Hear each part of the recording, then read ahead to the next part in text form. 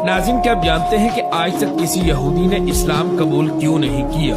और यकीनन आपने कभी भी मीडिया या सोशल मीडिया पर किसी भी यहूदी को इस्लाम कबूल करते हुए नहीं सुना होगा। अब आम लोग इसकी लॉजिकल रीजन ये भी पेश कर सकते हैं कि दुनिया में यहूदियों की कुल आबादी 1.5 करोड़ के करीब है। इसको अगर कंपैरिजन के तौर पर देखें तो यहूदी कौम की कन्वर्जन की तादाद बाकी मज़ाहिब के मुकाबले में कम ही होनी चाहिए, मगर ऐसा नहीं है। और इसकी असल वजह समझने से पहले आपको यहूदियों के तारीखी बैकग्राउंड को समझना होगा। सबसे पहले आप एक बात समझ लें कि यहूदियत और जुडिज्म सिर्फ एक मजहब नहीं है, बल्कि ये एक नस्ल भी है। और एक यहूदी नस्ल का शख्स ही खुद को एक यहूदी कह सकता है, जिसके माँ बाप भी यहूदी नस्ल से थे। इसलिए दुनिया के हर मजहब को कबूल किया जा सकता है सिवाय यहूदियत, क्योंकि इनका रिश्ता सिर्फ अपने मजहब के साथ एक मजहब की हद तक नहीं है, बल्कि इनका अपने मजहब को छोड़ने का मतलब है अपनी शनाख्त और अपने खानदान को भी छोड़ देना। और उस खानदान को छोड़ देना जो कि अपने आसपास मौजूद सभी इंसानों को अपने स्टेटस के सामने भेड़ बकरियां, कीड़े मकोड़े या फिर जानवर तस्वुर करता है, जो सिर्फ इनकी खिदमत के लिए पैदा हुए हैं। आमतौर पर किसी भी मजहब को छोड़ने की वजह उसके अंदर मौजूद खराबियां, तोहम परस्तियां या फिर नाइंसाफियां हुआ करती है, जिनको इस्लाम दूर करता है। मिसाल के तौर पर हिंदुइज्म के अंदर कास्ट सिस्टम, क्रिश्चियनिटी के अंदर डेमिनिटी यानी बाप बेटा और मुकद्दस रूह का कॉन्सेप्ट,